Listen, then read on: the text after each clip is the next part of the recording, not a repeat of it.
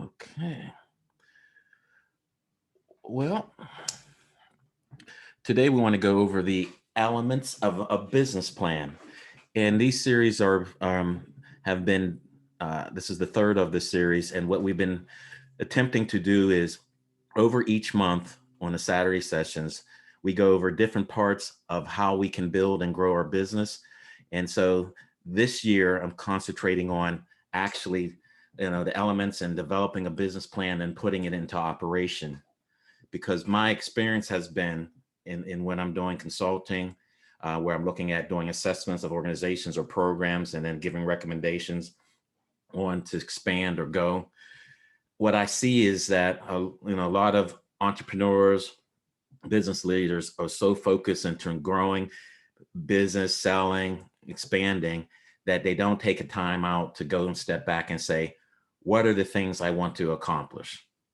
And I go with the old adage that, like, if you're building a house, you want to measure twice before you cut, because you don't want to be cutting and then say, I cut too small, and then have to invest more resources, money, energy to get it right.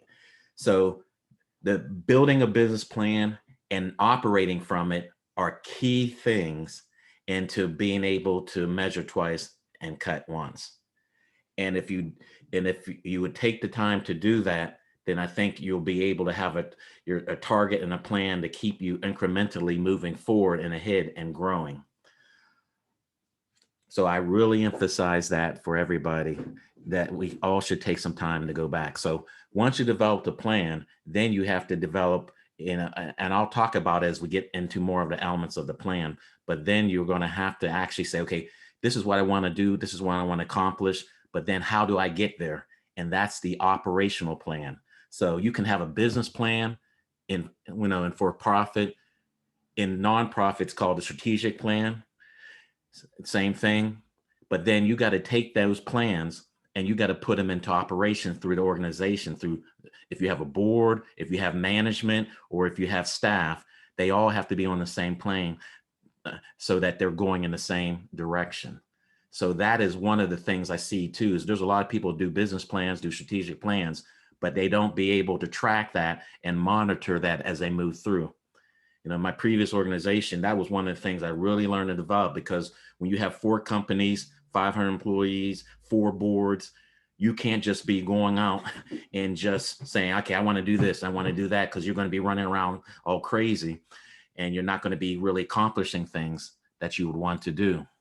So building the plan is important, but then getting it into operations and monitoring that as you go through as a guide is the second step. And we'll get into that further on in some sessions.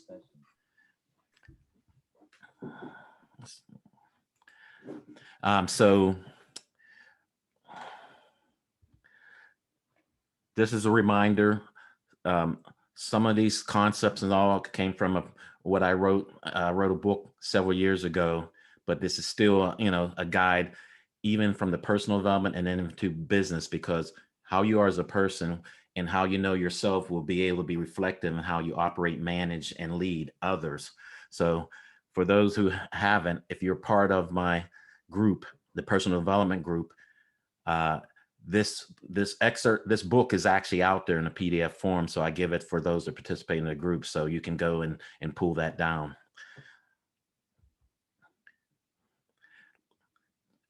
Last week we looked at different aspects of corporations and businesses.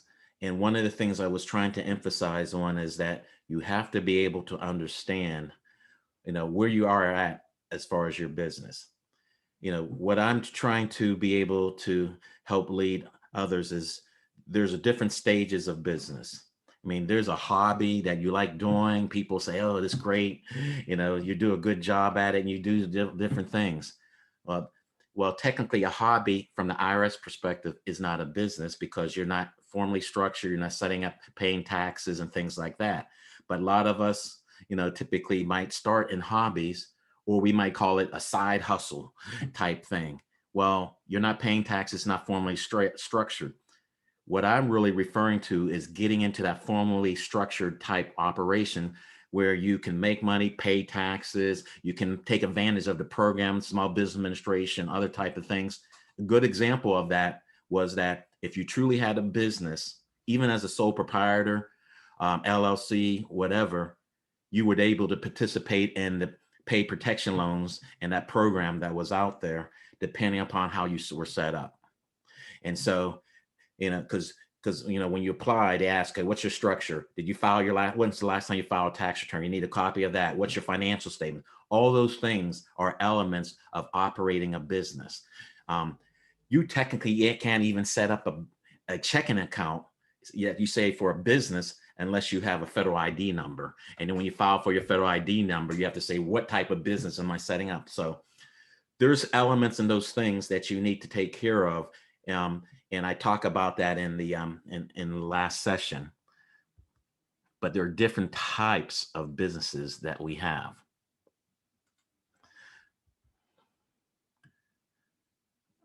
Okay.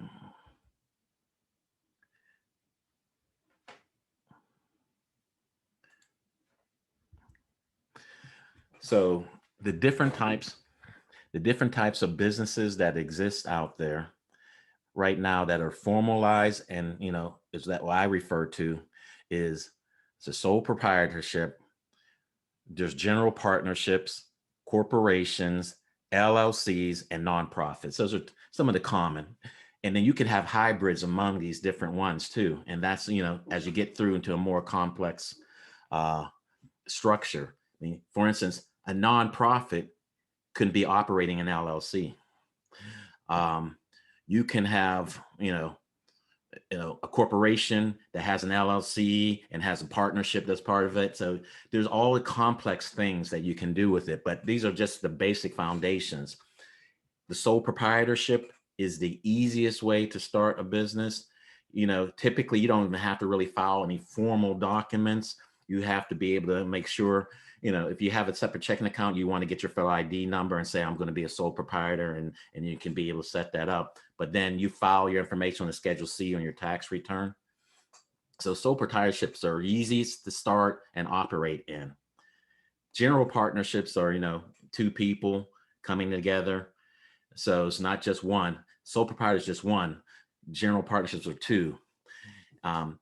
The issue when you look at your business structure is you have to be careful, because you have a tax consequence and you have a legal consequence, depending upon what structure you choose. Sole proprietors, general partnerships, your personal assets, your personal things are susceptible to any lawsuits, even for your business, because as a sole proprietor, your business is you. You are your business. Under a general partnership, the two individuals that come together for a partnership, or two or more, your individual assets are part of your partnership because it's a partnership. There's no distinction between you and your business. However, when you get to a corporation is separate legally from you as a person. So if anyone sues your corporation, then they will be only going after the corporation things. They can't go after your personal stuff. But that's also how you have to set it up. And you got to make sure that you're not commingling things. You can't say that I have my own checking account and there's a company account, but I'm going to go through and just go back and forth. Because if an attorney can say they're a corporation, but they're acting as though it's the same, it's what they call piercing the corporate veil. So that means when you have invoices and things like that, they have to be in the corporation's name and all those different things. So that's why you can't say, hey, I'm in business and here's my company, but I'm just going to get everything through my personal stuff. That's not going to work. LLCs is really a combination of like all the previous ones we talked about, the sole proprietorship, partnership, or corporation. You could have all those different structures, but it allows for it to be easily done and treated legally, protected like a corporation. So what an LLC is saying, okay, depending upon how you structure, like a single entity LLC is like, okay, I'm the only one of my company. And that's like Visions right now. I'm the only one that owns my company, Visions LLC. I'm a single entity LLC. However, I have a separate checking accounts, all this stuff in my vision's name, but I file from a tax wise on my personal Schedule C on my 1040. So for tax wise, I'm being treated like a sole proprietor, but for legal purposes, I'm a corporation. So that's what the LLC is. Now you can be an LLC partnership, meaning that from a legal perspective, I'm protected like a corporation, but for tax wise, I'm filing like a partnership. So that's, and the same thing of a corporate, all these other typical things. So I just want to say that, and that's why I referred back to the previous session, because there's a lot of people setting up LLCs, but they don't understand it. And when you set up an LLC, Sorry. when you when you set up a LLC, I mean, you still have to follow guidelines and certain things. You can't have mingling of funds. And then, however you set your LLC, if it's a partnership, then you're going to have to file a partnership return as an LLC, even though you're LLC. If you're setting up as a single entity, you file it with your personal 1040 as a Schedule C. And if you set up as, you can file an LLC just as a corporation. So you have to file the 1120 corporate return as an LLC. So, it's not just say, okay, I want to just file an LLC and just do it, but you got to understand the ramifications of it. And then the last one is, nonprofit. Nonprofit is a corporation, but it's a tax exempt corporation. So there's filings you have to do for that in order to be able to provide, support. So if you are filing as a nonprofit, you can file as a nonprofit corporation, but in order for contributions to be deductible, you have to go for the 501c3 election. And that's a separate thing. So you can file as a nonprofit corporation, but then you have to go actually file. There's a form in the IRS that you have to file for 501c3 status. And that's a very complex form, because it depends on what type of nonprofit you're going through. Is it a school? Is it a human service agency? Is it a credit union? There's all different types of 501c3s out there that you have to submit. And there's a checklist that you have to go through and provide documents. And typically under a nonprofit corporation, you need a board, you need a budget, you need bylaws. Those are the minimum that you're going to need. And if you don't have those in place and you try to submit for that, the IRS will not approve that. And they typically only give you one chance to kind of get that 501c3 status. So those are things that, so you have to understand your structure. I go through that so that as going into the next part of the business planning, you need to understand your structure and how you're going to organize, because you need to incorporate that into your business plan. Any question? If you have any questions, just, you can unmute and give me the hand or whatever sign.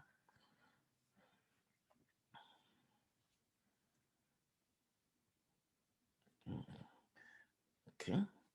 Are you good? Everyone good? Okay. Here, let's get into the business plan. And I'll have some time later on left at the end to be able to go over questions. Business plan. Once again, I'm going to emphasize this because most people who are excited as entrepreneurs, they just want to get in and start doing things. They want to start making money and start doing things, or start providing service and all that, because that's what is their passion. But I emphasize, most failures occur within business because people don't plan. It's not like they got caught in surprise. When you look at the failure of businesses, most things were preventable, but people didn't take the time to be able to say, okay, and plan out how they're going to do the sales, and who's their networks, and who's the communication, and how we're going to do the marketing, how are we doing all the things, because an ideal by itself doesn't make you money. It might be the beginning point, but you got to put it into operation. So I emphasize business planning and structure because it's so important in order for people to be able to be successful. One of the things that I really emphasize is, because when people say, okay, I want to get to the next level, or something that's not working, when you go in and do assessments of organizations or programs, it's fairly easy to kind of spot what's going on, because people's passions have outrun their ability to be able to perform what they need to do. That's typically the case. Um, and that's where you have to keep in mind.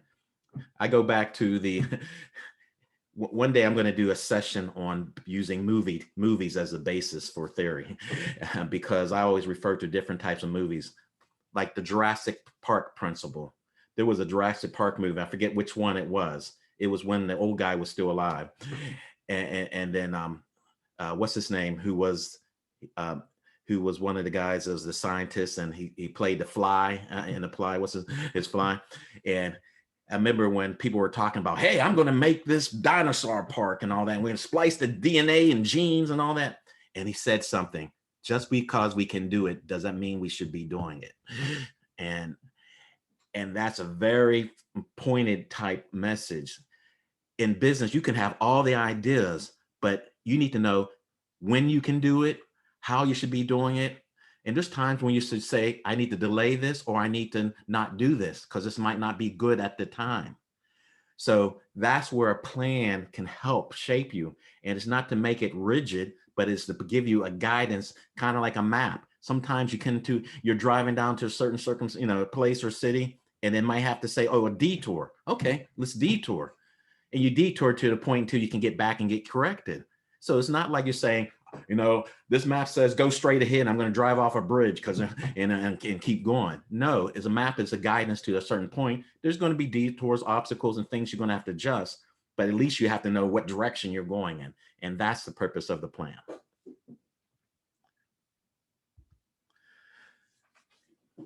And for those, I uploaded into the chat. If let me know if you guys don't see it.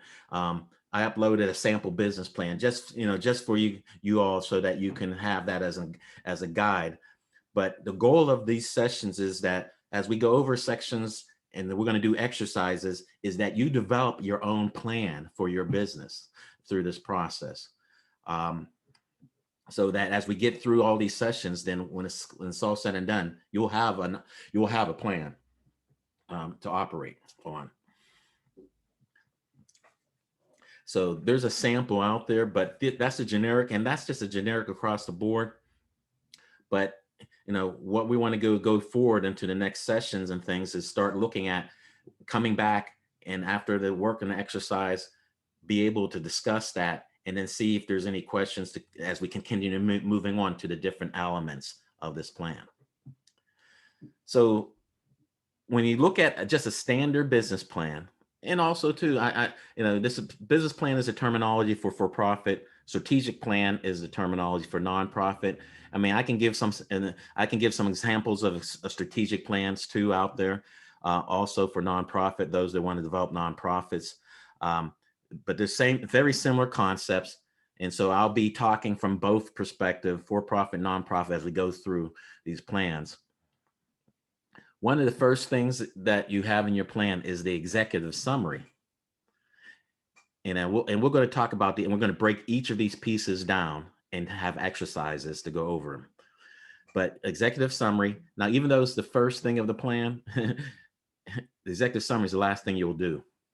And you'll see why as we get down and look at some of the components. Then company services. This is why you need to understand, what is your company structure going to be? How's it going to be organized? Because you have to define your company services. Anytime you want to do up and do some marketing, and you have to do things on, web pages, business, letterhead proposals, they're going to want company services and descriptions and information. So you have to have that ready and prepared. Services is another part of it. What products, what services are you going to perform? What are they? You don't know, when a lot of people have ideas, but they don't know what are the services, how you define it, how do you monetize it, what's the pricing of it. Market analysis summary. That is crucial. Now, you can do very extensive market analysis and things like that, but the bottom line is, if you have an idea and you want to be able to monetize it to make it profitable and make money, or you want to have it for a nonprofit, have an idea of a service and you want to deliver it, you need to understand who else is doing that. Um, you know, what's my competition? What are they pricing their products at? Or what are their services? How are they being funded? There's a whole bunch of things out there versus just saying, I'm just going to jump into the pool and start doing it. And you got to understand where your customers are coming from. I mean, a good example is that, you know, one of the things when I was working at UPMC McKeesport, um, and and and they have, you know, it was at the time, I think it was like I forget how many $1 million hospital. Let's say it was like no, uh, let's say it was a $80 million hospital. But of that $80 million, revenue was coming from various sources that come in from patient revenue. Over 76% of the patient revenue at UPMC McKeesport at that time, this is years ago, almost 20 some years ago, was coming from Medicare. So if I'm talking about, I'm going to have a service and I'm going to have a service I'm going to set up a business affiliated that's going to be a young people's club for 18 to 21. Do you think that's going to make sense in that geographic population to be able to say I'm going to be successful? It could be a good idea needed for certain folks, but doing the market analysis will get you to a point to say, what is my customers? Who are they coming from? What's going on? Another flip of that is for nonprofits, because typically nonprofits, and you get for 501c3 status, you're asking for charitable donations. And so when I was doing our market analysis, I had a firm come in and work with us at the time. We got a profile based on our database of who gives to us. I mean, it broke it down between, white, female, 45 years of age. That's how detailed it got. And so when you're soliciting for funds, if you know that's who your source funds are from, then you know how you're going to gear your solicitations for or events for to be able to attract them. It wouldn't make sense if my profile for donor is white, female, 45 to be doing events for male 22. And so you see why taking the time up front, it can give you a better chance and opportunity of success. And it's for-profit and nonprofit. Strategy and implementation. This gets back to more so setting up your strategic plan. So, okay, this is the nut and butter of, okay, I want to be able to say, what do I want to accomplish over a period of time? And then how do I go about in doing that? So your strategic plan, business plan is for a period of time. It could be for 3 years, 5 years, but then how do you implement it? You have to break that plan down into bits and pieces. And that's what I refer to as an operational plan. That operational plan will take that, okay, what do I want to do in the 3 to 5 years, okay, to accomplish? What do I want to accomplish in the first year? And then in the first year, how do I do the steps to get back to that? And so what I will do then, so what I do is then I'll go through and say, okay, I want to be able to sell, $20,000 of services here. Okay, if that's the case, and in year one. So then in year one, what do I need for us to be able to? What do I need to be able to do in order to sell that $20,000? Well, what are my products? What are my services? How often do I need to sell it? How many clients do I need? How many products do I need to sell? Those things you have to back into. So how many do I have to sell for first month, second month? What do I need to do if I want to build up on that? And what are my costs to be able to sell that? All that flows from the top level of I want a business plan or strategic plan to breaking it down in bits and pieces to make it operational so you can implement it. And we'll spend a lot of time on that strategic plan, business plan overall, and then operational plan in that fifth elements of business plan. And then next to last is management summary. This goes back to what is your organizational structure, and then who is going to be running this. If it's a single entity LLC or sole proprietor, you have to give your qualifications to operate this business. If it's a partnership, it's the 2 people or 3 people who are involved in the partnership. You got to give their qualifications, their experience. Because remember, this plan is a document that you're going to use to either get a grant or to submit for a small business loan or use for a regular commercial loan. So you got to convince the reader, you can trust in me to operate this business, to give me money or resources or time. And so your management summary is going to be crucial. It's going to be listing who are the employees, who's going to be the people running this operation. And then lastly, the financial plan. You need to have, what is the business, what is the budget? If you're not in operations, what are your current financial statements over the last couple of years to support that you can go and you can expand if you're looking at growing your business? That's crucial. I mean, you can have all these things and ideas, but you have no way of saying how much it's going to cost or how it's going to return. How you how are you going to have someone trust you to be able to give resources, or how are you going to use this plan to have more investors or have more people join your organization or whatever, if you don't have an idea of what it's going to cost you and how, and when you can get to a point that it can be really operational. Because if it's for profit, the goal for profit is not just to do something because it's in your heart. You can do that as a hobby. The reason for you doing a business plan and operating a for-profit business is to make money. And you got to show and demonstrate that. And unfortunately, many people look at this and don't deal with this at the end, because, and then this is a crucial thing where I think businesses will fail, because financially it's impossible to do something. Like I used that example earlier, like McKeesport, that has 76% of the population going to that hospital being seniors. What would be the purpose of putting in an under 21 club?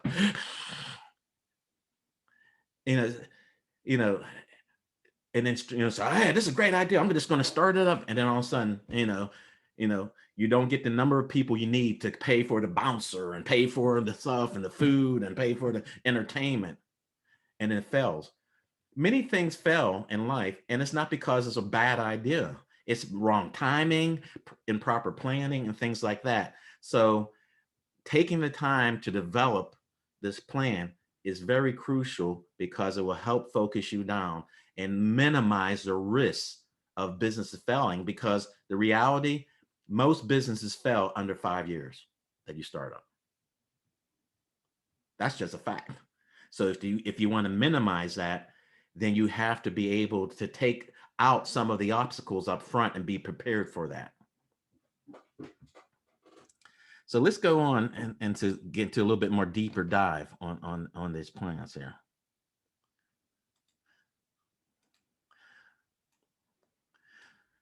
First, in the first part of the element of a plan is the executive summary.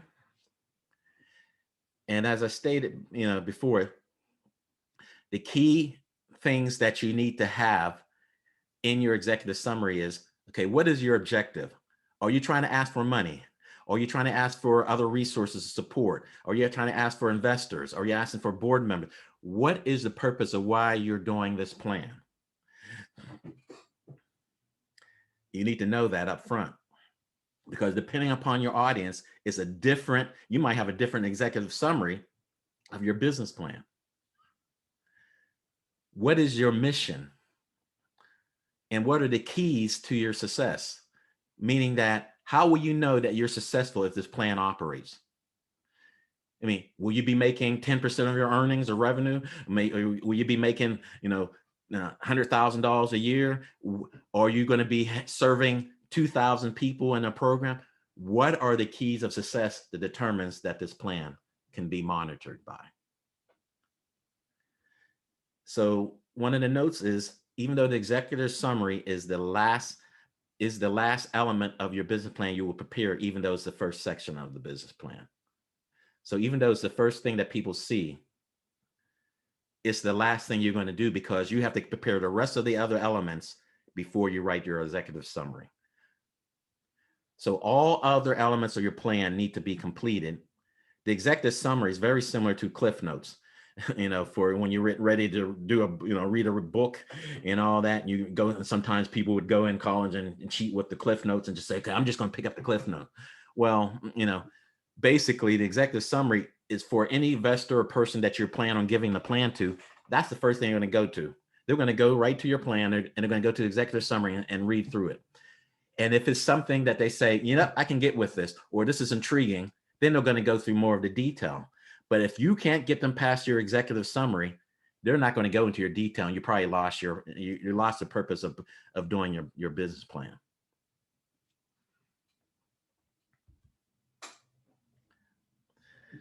The company summary is the next element of a business plan. And in the company summary, you need to be able to know and explain the company ownership. That basically is what type of structure you are, who is running it, who's the owner, who's responsible. Also, if you're in startup mode, you need to have an idea, what is it going to cost and what you're going to need in order to start something. You can't just say, okay, I'm just going to start a business and I just want you to help and give me some money to help start the business. Well, how much? What's it for? How long is it going to take for you to start up before you can be in operation? It could be 2 months. It could be 6 months. It could be a year. I was in a CEO networking group, and there was a CEO in there who had a big, that owns mines that are underground mines.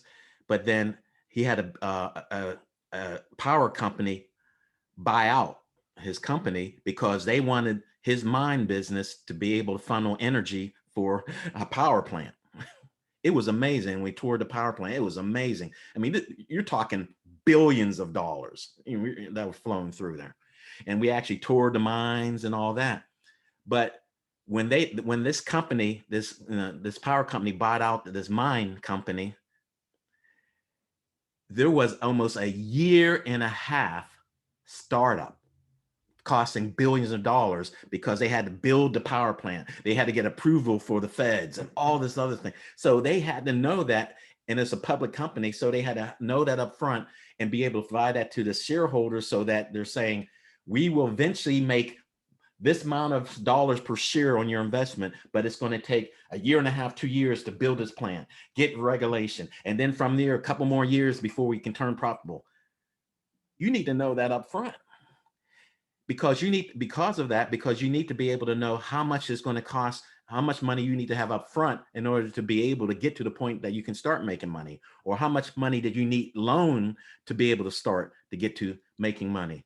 There are times that if you just leave a job and you're going to say, I'm going to go in and start a business on my own, and you leave a salary, but you don't have anything saved up, how are you going to live for that period of time before you start making money? That is basically called a startup loan.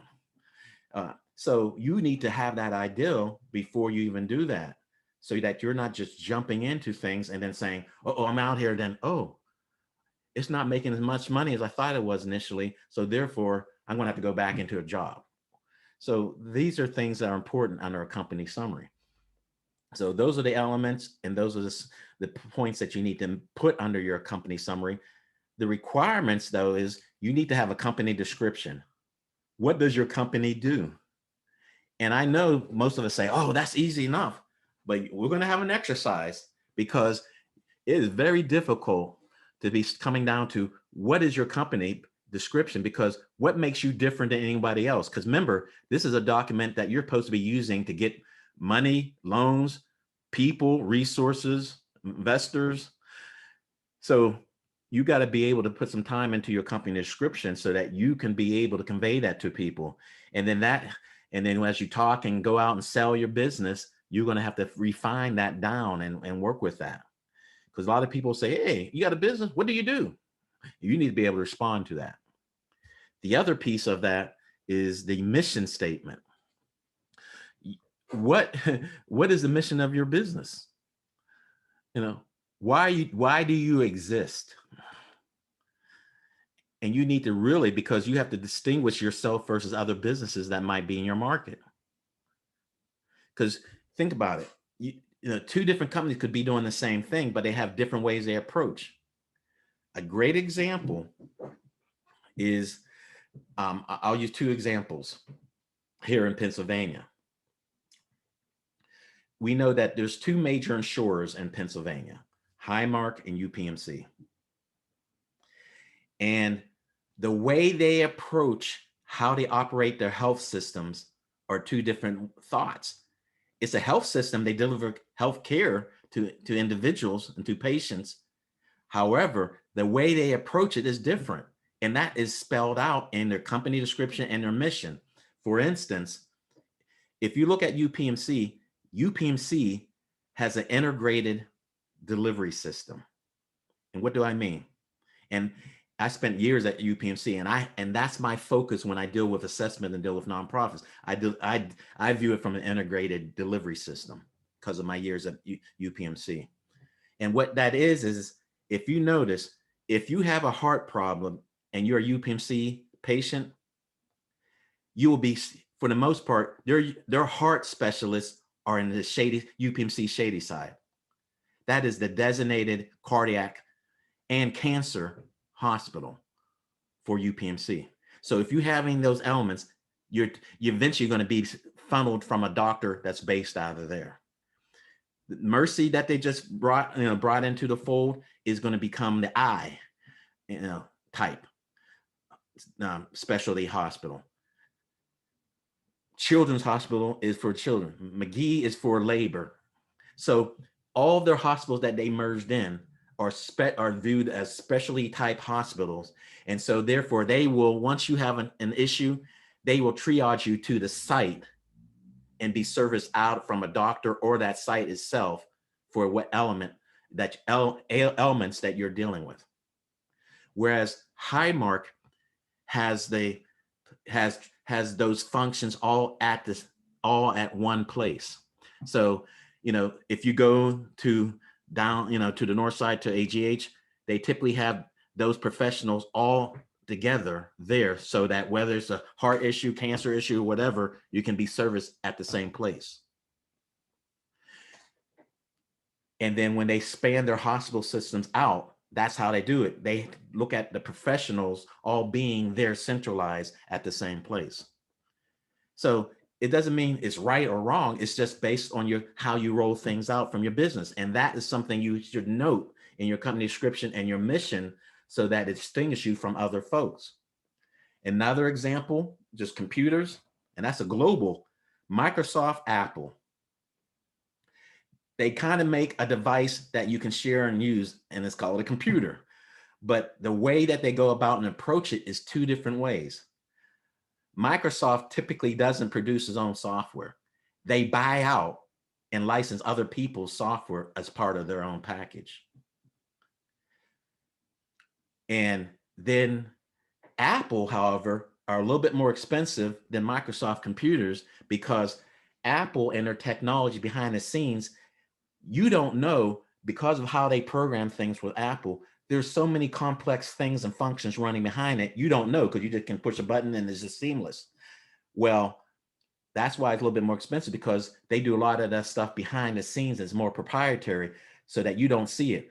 Microsoft, you can have a little bit more errors because it's more and more open technology. So that's why there's a little bit more errors and more virus attacks and things because Microsoft's a more open technology, whereas Apple is closed and proprietary. So they both do ultimately give a product of a computer, but how they go about it is different, and they would describe that differently within their company description and mission statement. And you need to think about that. The other requirement that you need to have in your company summary is your owner and brief qualifications. So who are the owners? If it's a single entity or sole proprietor, who's the owner? Why should I trust you to be able to invest or give you money in this business?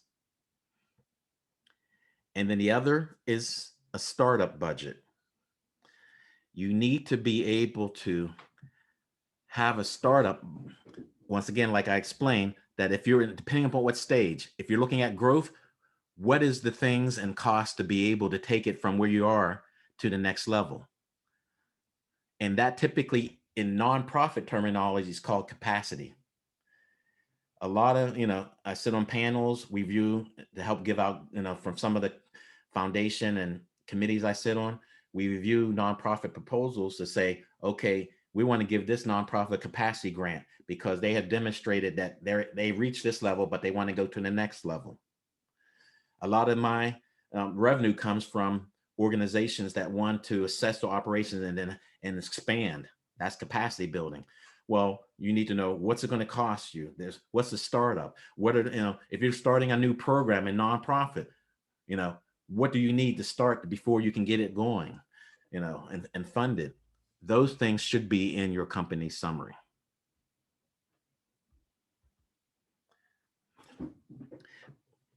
These next two slides, we're going to just look at examples of mission statements and company summaries so that you have an idea about it. And some of these things don't even have to be so detailed. I mean, some of these things can be very quick, So when we look at mission statements, who you are now, okay? TED, and that's the TED Talk series. That's excellent. So if you're an entrepreneur and you have not subscribed on YouTube, Instagram, whatever, to TED Talk, you need to, because they get the brightest minds across the world and they speak, and these are 15, 20 minutes, maybe 30-minute topics. They will speak on these topics. And you can get them and listen to them and get those nuggets that they have gone through. But the mission statement, look at this mission statement of TED Talk. Spread ideas. Bottom line, we spread ideas. That's what we're doing. We're spreading ideas. Tesla, the Tesla electric car, and now they're trying to be rockets going up and all that to accelerate the world's transition to sustainable energy. Electric is the basic, but Tesla. That's why they're big on cars and things like that. And keep in mind, your mission statement should be able to give you a guide of how you operate. It keeps you focused. And that's why when you typically do a strategic plan or business plan, you want to look at your mission statement at the same time, because as you do new plans, your mission might change.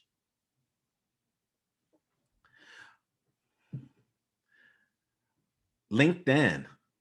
As a business entrepreneur, most people are on LinkedIn, and I recommend you be on LinkedIn. LinkedIn, their mission statement is to connect world's professionals to make them more productive and successful.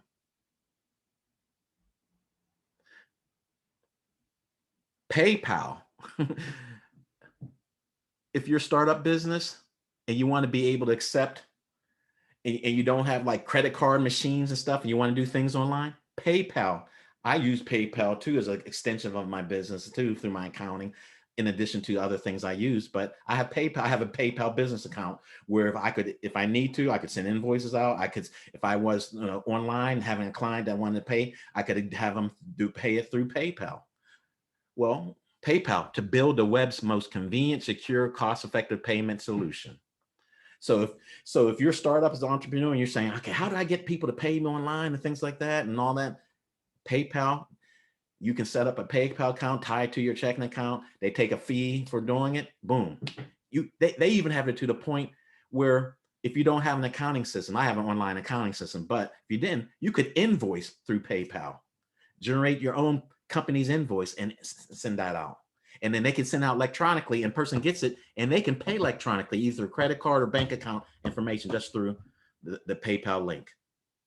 So that's a way of bringing money in. But PayPal is excellent. To build web's most convenient, secure, cost-effective payment solution. Based off these mission statements, you have an idea of what they do. Amazon, to be Earth's most customer-centric company where customers can find and discover anything they might want to buy online and endeavors to offer its customers the lowest possible prices. Basically, Amazon became what Walmart was online. Why didn't Walmart do it? See, this is why you strategically you need to look at your company and your business every so years to make sure that you're really relevant. Because Walmart, for the most part, put out a lot of the small companies, small stores. I mean, think about it. What's happening at Kmart? Let's go back to the old school, Hills. Hills, how about, um, you got Best Buy that's struggling now. But before Best Buy, there was a whole bunch of other little ones too. Comp USA now. Comp USA doesn't have really brick and mortar stores, but they're online. They changed the business model.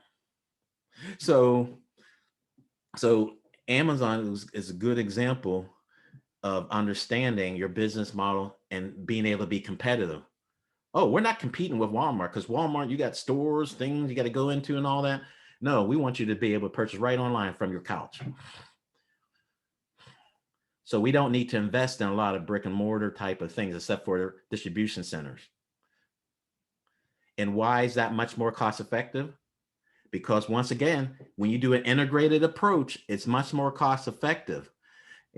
Instead of me having 200 stores in the United States where I have to hire people, equipment, warehouse, things like that. If I have 5 huge warehouses, it's less costly in the long run to do that than to have 200 mini stores. So I can service more people. But it would not make sense for Amazon to build these huge warehouses if they're only going to have 20 customers. That's why you have to know your market. And for those, my Visions 2020 mission statement is to assist you in achieving your vision for you and your business. And that's why I do it through 2 tiers, personal development and business development. You're not going to really get me and want me if all you just want to do is have me just do a business plan. I filter for that because to me, I want to be working with people who are successful. And I don't believe you can be successful as a business entrepreneur if you don't have your personal stuff together. It can be distractive. If you don't know who you are, how you're going to be a leader, how you're going to work with other staff. If you're a person who's destructive, you're going to destroy people. And how you're going to keep workers and how you're going to fulfill your orders and things like that. So I believe it's hand in hand. And that's my niche. So that's the mission statement. Let's look at the company summary. LinkedIn's company summary. Once again, it gives a little bit of history. Founded in 2003. LinkedIn connects the world's professionals to make them more productive and successful, with more than 756 million members worldwide, including executives from every Fortune 500 company. LinkedIn is the world's largest professional network. The company has a diversified business model with revenue coming from talent solutions, marketing solutions, sales solutions, and premium subscription products. Headquartered in Silicon Valley, LinkedIn has offices across the globe. That's a good summary. I have an idea of what LinkedIn is, what they do, how big they are, what they service, what are some products. Boom. Let's look at Amazon. Amazon is guided by 4 principles. Customer obsession rather than competitor focus. They're right. If you have a demand, they will work and supply it. So passion for invention, commitment to operational excellence, and long-term thinking. Amazon strives to be Earth's most customer-centric company, Earth's best employer, and Earth's safest place to work. Okay, we'll talk about that in some of the distribution centers, but customer reviews, one-click shopping, personalized recommendations. Prime was a diamond in the rough for them. You're paying a company subscription service to purchase from them. Think about it. Now you get some things for it, so you can get shipping free if and you can get their things. But think about, they got people subscribing to buy from them. Fulfillment by Amazon, AWS, Kindle Direct Publishing, I use Kindle Direct Publishing for my book, for that book. Kindle, Career Choice, Fire Tablets, Fire TV, Amazon Echo, Alexa, Just Walk Out Technology, Amazon Studios, the Climate Pledge are some of the things pioneered by Amazon. And then the example of my company summary that I use on my websites, on different, marketing things. Visions 2020 LLC specializes in assessing current business operations to maximize profitability and productivity. This is accomplished through the development of an effective operational plan and personal and professional development of the executive and their crucial management team. So these are just examples of business and company summaries. In the last couple minutes that we have, we're going to do an exercise. Okay. Let me go through once again, right before this exercise. Let's get to services here. One more thing to go over is your services is a listing of services being provided with brief description. So your services being discussed should show up in your budget. So if you're describing services, I want to see how they're monetized. So you can't say, I'm going to do this, do all this, do this. And then when you give me your financial plan, I don't see those product or services in there.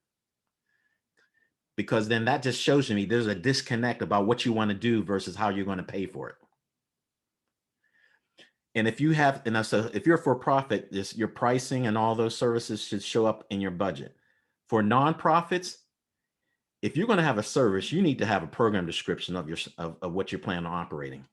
It can't just be an idea.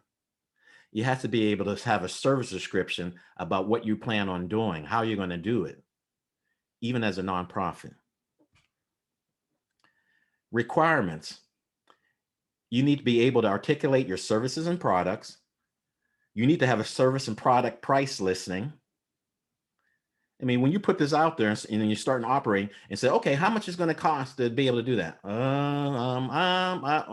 You spend time during your strategic planning process to develop that. And then you also need to be able to have product samples out there being ready. Because how do I know, if I don't know you, that you can carry on with what you plan to do? Those are things you need to keep in mind as you go through and build your business. So let's get to an exercise. What I want you to do is, based upon what we had just discussed, I would like for you to be able to, if you haven't already, and if you didn't already, it should be easy enough. What is your mission statement for your business?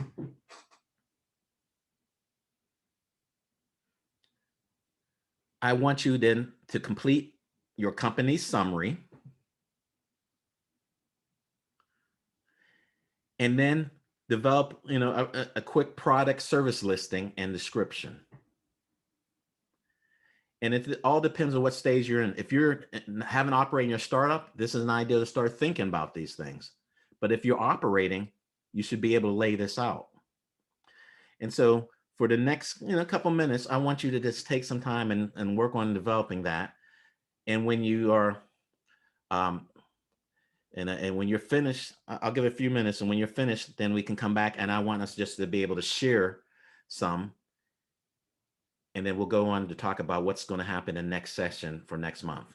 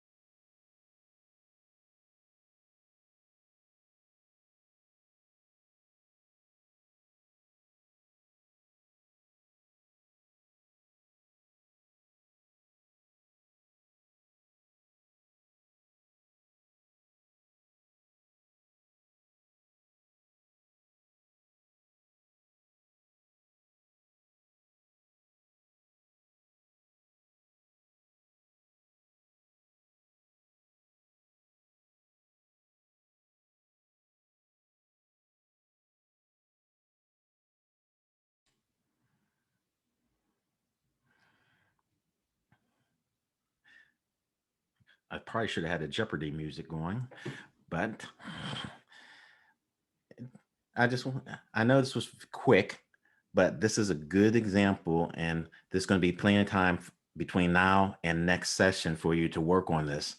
But I wanted to see if anyone that has any ideas or want to share with the group there. Chanel. Chanel? Yeah, I mean, I'll share. I was actually trying to pull up my other laptop because it's like definitely in depth in there. But let me close my door because I have kids that are making noise. Oh, okay. All right. So I can give you some information about my products and services. My company is called Free Yourself Fitness. It is an LLC structure, and our mission is to help people become the healthiest version of themselves through working out. I have everything written down here. The products we have 3 programs, one for weight loss, one for toning, and one for weight gain, muscle building. The weight loss one is called Release. The toning one is called Maintain Your Frame. And the muscle building is called Organically Yours. And you're able to get a plan that helps you, is personalized towards you, where you're able to get a plan that's basically how you eat, what workouts you do, and you can pick another plan to figure out, okay, if you can work out independently, it's called I Got This. So you'll get a plan and you're able to do it independently. If you need some guidance, there's a plan called Hold Me Accountable, where you'll be assigned a health coach who will call you weekly to help you stay on track for your goals. And then the last plan is called Show Me the Way, where you have more hands-on assistance, where someone will work out with you on a week-to-week basis. So those are the products and services that we offer. Okay, good. So oh, yes, River. Okay, so I have one suggestion, and I have a lot of stuff done because I'm a startup. Okay. But Chanel, I'm gonna make a suggestion because I'm a handicapped person now. Mm-hmm. The new wave is for us seniors and armchair exercises, because that's a growing population. Because elderly, I ain't gonna say I'm old, girl, because I'm still fly, but I'm saying armchair exercises and things for people with disabilities, because we're limited in range of motion. We normally deal with the issues of morbid obesity because of the range of motion issues. So I'm just throwing that out there for you, girl. That's a freebie. Okay, I'll take it. Thank you. I will take it. And look, and we still have income. We might be poor, but we still have income to pay to some of these issues. So I'm throwing that out there. On another note, I developed my mission statement, and I'm not sure which direction I want to go in, whether it's going to be for-profit or non-profit, because as I stated, being in North Carolina, it's a little bit different here, and the issues that I'm dealing with. But it would be Bird Elder Care Consulting, and the mission statement is providing comprehensive and quality customer service from a strength-based perspective in order for seniors and their families to make informed decisions regarding ongoing care. Because of the fact I've done my research and I've done the U.S. Census piece, and I understand that the elderly population is growing. So that was my niche. And the fact that I am a Medicaid caseworker, and my specific area is for individuals who are in assisted living facilities here. So I deal with a lot of questions in regards to what people can and cannot do. But nevertheless, it would provide information and education on services, resources, processes, and advocacy related to establishing and maintaining and or retaining a quality of life for the older population. Now, I don't have the specifics in regards to the product, services, and listing and things like that, but probably doing a lot of trainings because there's not a lot of follow-up with healthcare systems, well, with assisted living and skilled nursing facilities. And that's across the nation. The turnover rate is high, and people don't, most facilities don't know how to retain their staff. And most family members applying for Medicaid or dealing with the whole issue of transitioning their loved ones into long-term care, or you all have the life programs in Pennsylvania. They're called PACE programs here. It is so difficult, and it's very vulnerable to navigate. And it's so much easier if you have someone that knows it. And having worked in Medicaid, these are things that I know, and I still have the contacts and stuff. So I'm still trying to figure out for-profit or nonprofit, but that's what I have. Oh, that's good. See, but this is, so what I suggest then is take those thoughts and capture those down. And as we keep going and put those underneath the elements, we'll keep going and refining those things. Because eventually what I will do is I have all these different sessions we'll keep going through, but as we get to the points, if it comes to a point where I think we need to spend some more time, I'll look to you all, and I have no problem if those are willing to sit there and say, okay, let's concentrate on some, because my goal is to make sure that you guys develop your businesses out of this. Because if I can work with you, develop business, then I can also, there's a good referral network, then we can also be able to help each other out on that. And I have customers from it that understand this thing. So that are going to be successful. So thank you. I like that though. But see, and this is what I say, if this comes up and there's pieces that are missing, this is the opportunity to say, okay, this is missing. So I know I need to work on this before the next session, so that when we come in, I'll go spend some time just for those who, that we can go ahead and rehash, what happened, and see if there's any other questions. Then we'll go on, continue going on to the next elements and things like that. But that's a good start though, because it's helping you to focus down. And that is the key thing, because unfortunately, we want to be with our passion to do a whole bunch of things. And then we're going to wind up doing a whole bunch of things and not doing anything because we want to do all these things. And so let's take, and I will share, like I said, I shared you my mission statement, my company, but my operational plan for this year, I've been going at it for over a year and a half now, going on almost 2 years. Okay. And I started with nothing. I left a job and started from scratch. And so, but and to do that, I have to do it in stages. So this year's stage is to concentrate on, and for those that might not know, is, oh, yes. And that was my question, going back to, because I always try and have a tangible understanding. Way at the beginning, you were talking about a nonprofit could own an LLC.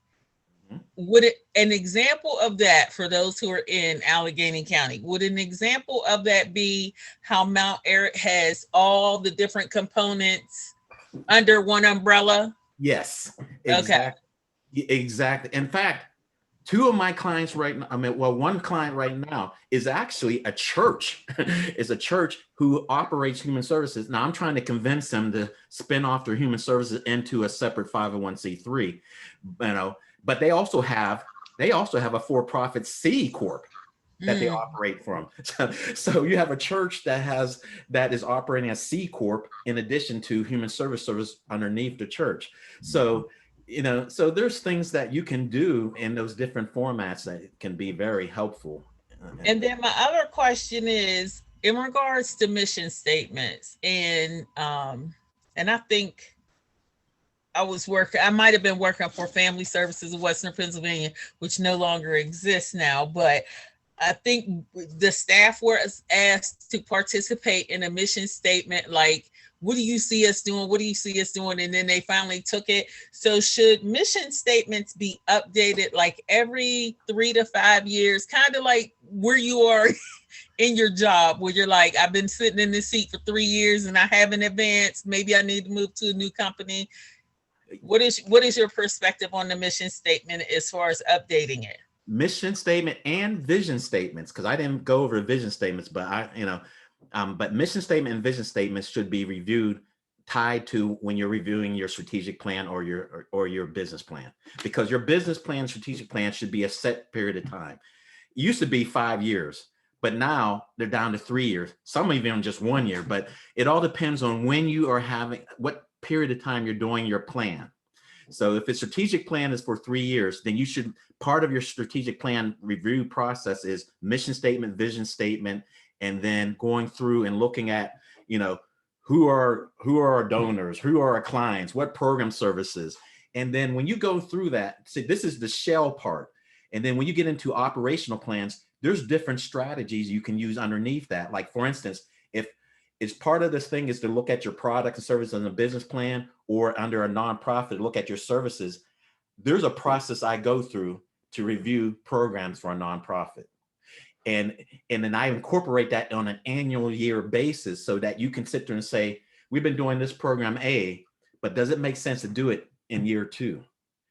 And unfortunately, nonprofits sometimes hold on to keep doing the same thing, and then they die.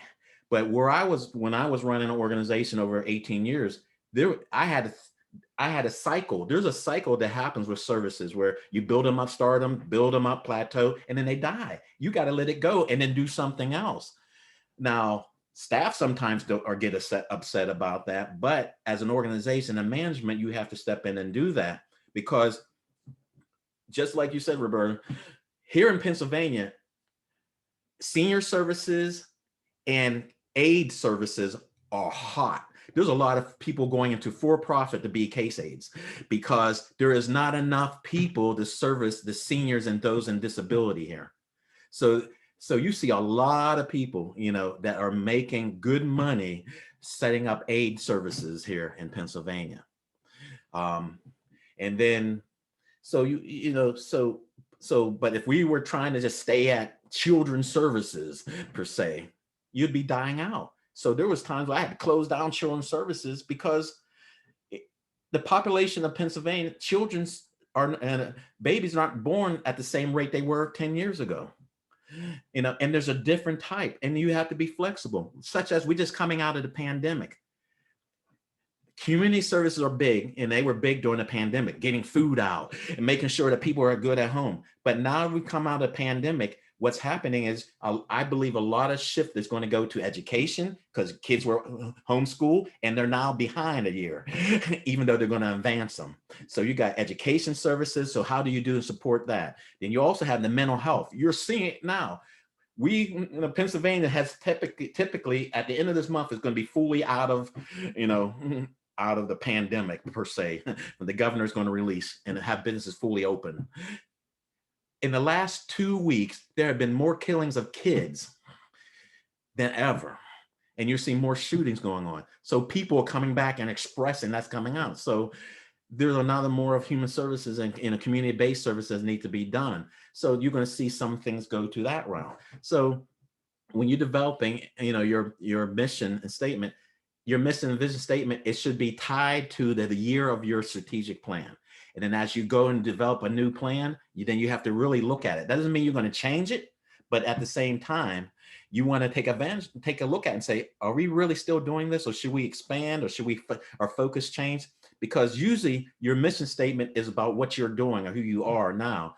Your vision statement is who you want to be and what you want to become, what you come. So typically you don't change your vision statement too much. Your vision statement is a holistic approach for a long term about what you want to do and be successful. But your mission statement is how your company is going to operate in those steps over those period of time to get there. And then your operational plan will say, how do I break that mission statement down and that strategic plan down in little steps to get me so I can monitor it. So, yes, Joel. Yes. Listening to all this, I'm not even sure where to start writing, but I was thinking about a mission statement. And as you were talking, I was thinking about, automotive repairs. But I'm also thinking that in terms of a business, I'm trying to think how to say this the best way, but I think in terms of how I advertising myself as far as my mission statement, I think I'm going to state it as providing affordable and limited. And the reason why I say limited is because there are certain aspects of automotive repair that I think, especially I'm getting, getting more seasoned. But I'm thinking about like stuff like brakes, because cars are, and even though I'm good at doing some of the more complicated operations, I think it may be more profitable for me to stick to what might be considered more of the bread and butter repairs. You understand what I'm saying? Yes. In terms of like brakes, stuff that's not going to it's not going to become overly complicated as far as time. Because one of the things that can be frustrating at times is especially when you're dealing with older vehicles and changing parts that perhaps have never been changed before, which means you got to fight with rusty bolts and stuff like that. It can get really time consuming. So as far as a mission statement, I think I need to start there. That's where I'm at. I really don't know what to write down as far as all three of those, but I just started with the mission statement and I say what I said. Try to at least get my foot in the water, get my foot wet. So and that goes back to, you could have a mission statement about what you want to do, but then when you go to your product and services, what are the ones you're going to concentrate on? That's key. And that's being smart. It's observing the Jurassic Park principle. Just because you can do it doesn't mean you should be doing it. And like with me, I have the three elements of my services is I will do business assessments. So I'll go in and if it's a nonprofit or business, say I'm losing money or whatever, I will go in and I'll analyze the information and say, this is why you're losing money, or this is what's happening, or this is what you need to do. That's the assessment part. Then I can also then do executive coaching. And that's what I really love to do, which is basically I sit down with sessions with execs and business owners to say, okay, I'm struggling with this, or what should I do this, and those type of things. And those are our sessions and things like that I do with. That's a separate part. And then the third part that I'm seeing with my business is that when you're going in and you're talking to execs or you're talking about business capacity building, biggest issue that I'm seeing is a lot of organizations don't know how to hire the right person or don't have the right person on to be able to work with them. So then I get caught into helping with hiring, helping with development and all these different things. So that's when I said to myself, I need to kind of have a staffing part of my business. And that's part of where I can see if I can get a person, in people that can kind of like account temps and Robert Half, but have it more, tied to, underneath me, where I work with a business, develop them up, and they say, hey, I need this type of person in. Can you help me with this? And let's help with that and help provide that. And there's times where there are people that need influx of people during a period of time, and then something don't need it.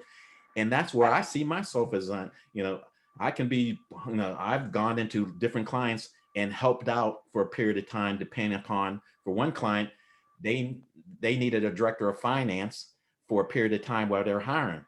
Well, they reached out to me. I was able to step into that and keep operations going while they went through the hiring process. And they felt good because they could take the time to actually hire a good person versus feeling that they had to panic and get somebody in there. That worked out. It was only supposed to be a 3-month process. It turned out to be a 9-month process. So after 9 months, they finally hired a person, got them on. And then 2 months later, I got a call back and say, they needed to have a person for a senior accountant. Can you come in and just help out and I helped out for 2 months. They hired a person, boom, and I moved on. So I see that in a lot, because one of the analysis I did before I left my other agency was that there is going to be a hiring problem with a lot of nonprofits and people, period. We're seeing this with the pandemic. They can't find anybody. It's going to be like this even after the pandemic. It's going to be like this for 10 years because there's not enough. You got baby boomers retiring, the millennials and those coming behind Generation Y. They don't have the experience, even though they have the large numbers, they don't have the experience to fill the gap. So you need consultants and interim people to help out in the between until that learning curve gets done. And so that's kind of where I'm seeing a niche in where I'm at. So, but I'm not doing everything all at once. And I have to figure out, what do I want to concentrate on for this year? As you notice, so like, so that's where I see, and that's where you set that out. So if you look at your products and things, and you lay those out and your pricing, then you can get that site set up so that when we get to the financial plan, we can put that in with this in the operational plan to say, how are we going to utilize this? And that's where I realized for myself, I'm maxed at now what I can do. So I can't take on any more contracts for me, because I can't service them with just the hours I have available, even working Saturdays and Sundays. So part of my next plan was to be able to bring on contractors and employees, so I can take the contracts and because people want to give me contracts, but then I have to fulfill them, and then I can build down on that and take some of the margin and all that from that to be able. That's my next level that I'm working on to build and grow. So, but that comes out from actually doing steps and things and seeing how it works. And that's why I say this plan has to be fluid. You can take a plan what you want to get in the next 3 years, but you got to break that down into your operational plan. And then when you hit your operating plan, you see something's not working. Okay, let's modify this a little bit. Let's change from this one service to this service, because this service is a little bit more. And let's concentrate and pour some resources into that. And you want to have to be open to that. And as an entrepreneur and as a leader, as a business leader. So thank you for your participations in that. One thing we're going to do is, I also recommend for those who haven't gotten it, this is the start of the series. There's a book out there by Greg Shields called How to Start a Business. I think this is excellent because it talks about the business structures and things like that. So if you need some more detailed information in the meantime, I definitely recommend that. They'll help you, because that gets you to the point of what you need to be able to work on and build and operate your business. Yes, Joel. Yeah, that other book you were talking about, Living a Prosperous Life, is that available on your Facebook page? Yeah, that's under, if that Kingdom Economics book is available as a PDF under the, if you're not already in it, but Joel, you should be in it. That's under the personal development page. Yeah. I had as a media file or as a file, it's out there. Okay. All right, thank you. And if not too, and there's still some copies available if under Amazon. Because I had set that up under Amazon as a Kindle book also. But for those who participate in this group, you have available those resources as part of that. So. Okay, thank you very much. Mm-hmm. And then the last thing we want to do is just for those who, to get being familiar is, here's an email if you have any questions or afterwards. And then my vision page can be found under Twitter if you need to tweet, or Instagram, Facebook. I have a vision site out there, and then YouTube. So typically after the end of these sessions, I upload the videos to Facebook and also to YouTube, so that so that you have those available. Our next session in creating your strategic plan, and that's where we're going to go to, is that we're going to go to the strategic plan process, an element of that. And that's scheduled for July 10th. These sessions are always the second Saturday of the month at 10 a.m. And I purposely do that. There's a reason why I purposely do sessions at 10 o'clock on Saturdays. Because if you're an entrepreneur or business owner, you're working 7 days a week. I'm just telling you straight up. Because not only you have to work on clients, but then you have to work on your own business. I got to get these notices out. I got to bill an invoice. I got to pay the bills through. I got to do my financial statements, all those different things. So I really, want to push people and recognize that when you get into this initially, most people say, I want to be a business owner. I want to be a big boss. I'm going to be kicking my feet up and people be running. Those first initial periods of time and start up on your business is going to take a lot of energy and time. And so this is why I try to do my sessions on Saturdays and get people to help start and kind of do this a cooperative cohort type process so that we all can help each other. And then we all have different businesses that are part. I know when I open this up, I recognize the people coming into the group. And this is so that we can kind of be a network of folks and all that. and be able to utilize and do recommendations and help give to the group. So there's sessions, and the next session is going to be July 10th and at 10 o'clock. And we're going to be starting the process of creating strategic plans. So what I would like for you to do is make sure that you have the exercises that we went over for this first part. Make sure you do that, such as the company and business description, your mission statement, those things, your product and services, and have those ready. And then we're going to go on to the part of actually getting into developing a strategic plan or a business plan about more of the levels of things you want to do and how it shapes up.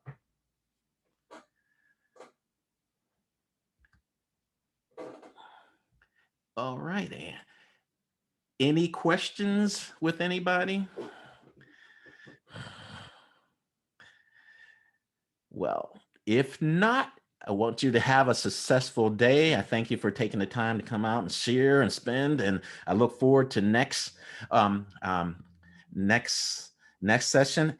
And for those who might not know too, I know Danny's been quiet. She's been on the phone, but Danny's a person. How you doing, Danny? Hi. Hi. Danny is a person who I'm looking at working with going forward. She's an accountant and also a person that's been several years in nonprofits. So, and as I look forward to looking at expanding services, so you'll be able to hear from her moving forward and things like that. So. Yeah, it's nice to be here with everybody. I haven't been able to make the sessions, but finally able to get that second Saturday carved out. So if you have any questions or things, and once again, too, if you have any ideas or if things you want to continue, just let me know. You can shoot me a message or not. In between, we need to be that's out there, and I'll try to look at and follow up with that. But it's crucial that you go through and do those exercises and have those ready for the next time, because we're going to try to move on, because my goal is to make sure you have a full plan, by the time we hit December. Now, if it needs to be delayed a little bit because there's more complexity and things like that, I have no problem taking some more time out with that. But I just want to make sure we're on track with it, because by the time end of this year, which stage you're a startup or operating your business, you should have a good plan to be able to start going at it and looking at getting money or grants to be able to operate. So thank you all. You have a good rest of the day, and see you next month. Thank you. All right. Thanks. Bye, everybody. Bye-bye.